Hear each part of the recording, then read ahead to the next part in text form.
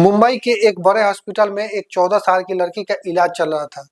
उस लड़की का जिस कमरे में इलाज किया जा रहा था, उस कमरे में किसी भी पुरुष को जाने पे पाबंदी लगा हुआ था। चाहे पुरुष कोई पुलिस अधिकारी क्यों ना हो, कोई बड़ा डॉक्टर ही क्यों ना हो या फिर कोई नेता ही क्यों ना हो, कोई भी उस कमरे में नहीं जा सकता था। क्योंकि वो लड़की किसी भी पुरुष को अगर देख रही थी, तो ज़ोर-ज़ोर से रोने लग रही थी और डर जा रही थी। उस लड़की के साथ इतना बुरा हुआ था कि आप लोग जो दिल्ली के निर्भया कांड का स्टोरी सुने होंगे, उससे भी ज़्यादा इसके साथ बुरा हुआ था। और इसका कहानी आप लोग सही से समझ जाएँगे, जान जाएँगे, फिर आपको पता लगेगा कि इस लड़की के साथ भी बहुत बुरा हुआ था। दोस्तों, ये कहानी है महाराष्ट्र की। महाराष्ट्र के पुणे में एक जगह है बनवारी। बनवारी एक थाना पड़ता है। उसी थाना क्षेत्र में एक लड़की अपने माता-पिता के साथ रहती थी। उसके माता-पिता माली थे और माली का काम करते थे।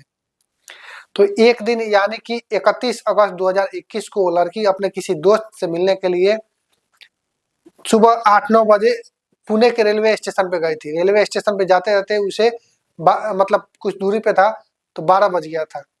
12 बजे दोपहर में पूरा स्टेशन पे वो पहुंची।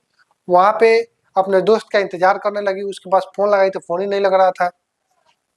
फिर इंतजार करते-करते शाम हो गया। फिर शाम से रात होने लगा।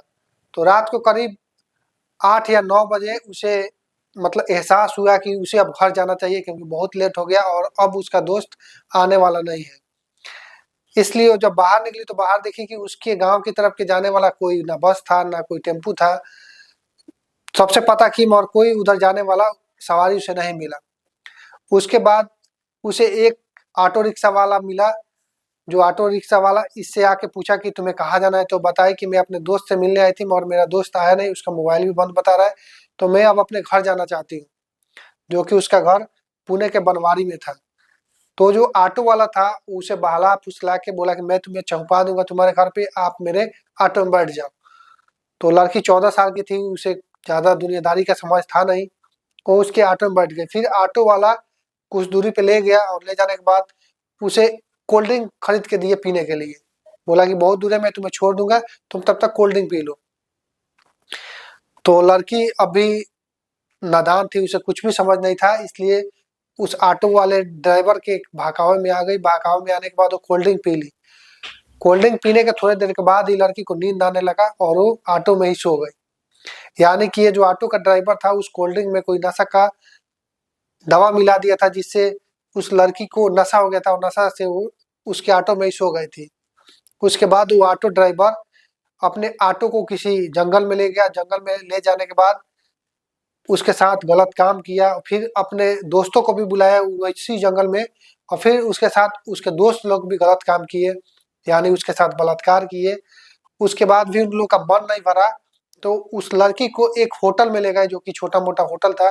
शायद इन लोग के जान-पहचान का ही होटल होगा, इसलिए उस लड़की को ये लोग एक होटल में ले गए।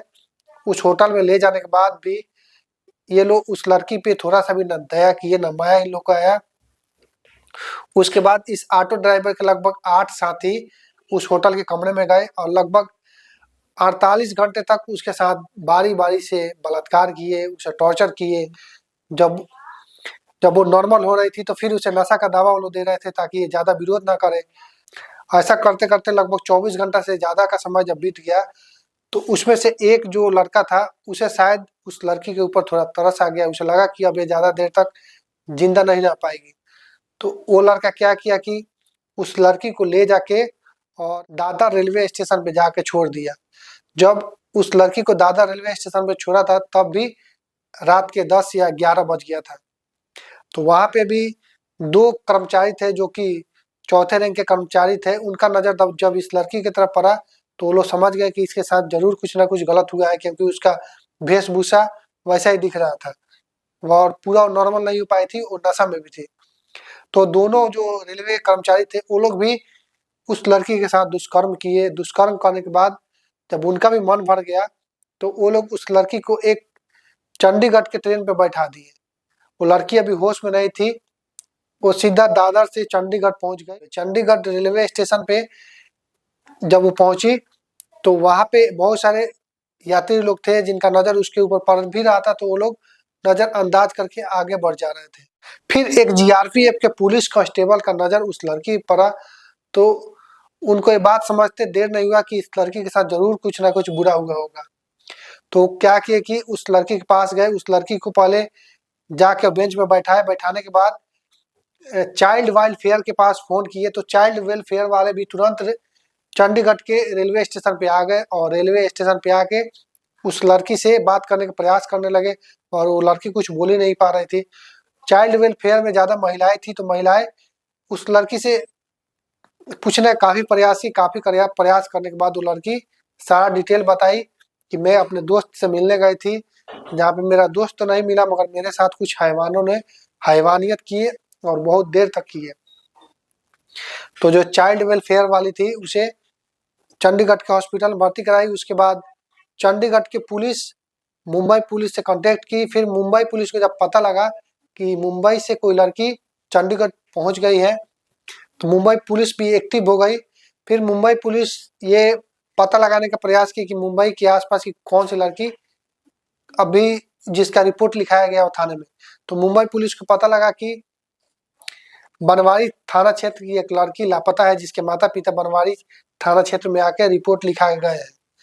फिर मुंबई पुलिस जहाज से गई और उस लड़की को जहाज से ही मुंबई लेके आई और एक हॉस्पिटल में भर्ती करा दी। जिस हॉस्पिटल में उसे भर्ती कराया गया था, उस हॉस्पिटल में ये बोल दिया गया था कि कोई भी पुरुष डॉक्टर इस लड़की के पास नहीं जाएगा, क्योंकि पुरुष को देख के ही वो स्टेशन पे भी डर रही थी और यहाँ पे हॉस्पिटल में भी आकर डर रही थी। उसके बाद मुंबई पुलिस एक्टिव हुई और वो लोग क्या किए कि पुणे रेलवे स्टेशन का सीसीटीवी कैमरा निकाले, उसके आसपास का जितना सीसीटीवी कैमरा था सब खंगाला गया। तो देखा गया कि एक ऑटो वाला अपने ऑटो में इस लड़की को बैठा रहा था।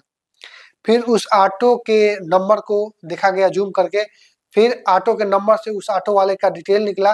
फिर उस ऑटो वाले का डिटेल निकालने के बाद उसके सातों साथी को गिरफ्तार किया गया। गिरफ्तार करने के बाद उसे जेल में डाला गया। उसके बाद ये लोग दादर रेलवे स्टेशन के जो 2 कर्मचारी थे, तो उनके बारे में पता लगाया गया कि उस टाइम पे जिस टाइम पे लड़की के साथ दुष्कर्म हुआ था उस समय कौन-कौन चौथे रैंक के लोग काम कर रहे थे।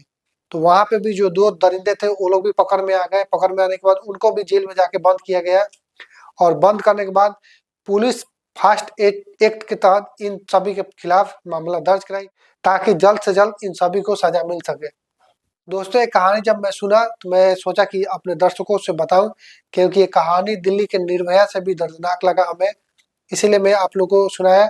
और ये कहानी ज़्यादा हाईलाइट नहीं हुआ था क्योंकि जो इसके गुनहगार थे वो तुरंत ही पुलिस के पकड़ में आ गए थे। पुलिस भी काफ़ी ईमानदारी से और बिल्कुल एडवांस तरीका से सारे गुनहगारों को पकड़ के और जेल के अंदर की थी। तो इसके लिए मुंबई पुलिस को और साथ में चंडीगढ़ पुलिस को एक सलामी तो बनता है हमारे तरफ से। तो दोस्तों, अगर ये कहानी आप लोग को अच्छा लगा होगा तो आप लोग एक कमेंट जरूर कर दीजिएगा और ये भी बताइए कि आप लोग वीडियो कहाँ से देख रहे हैं।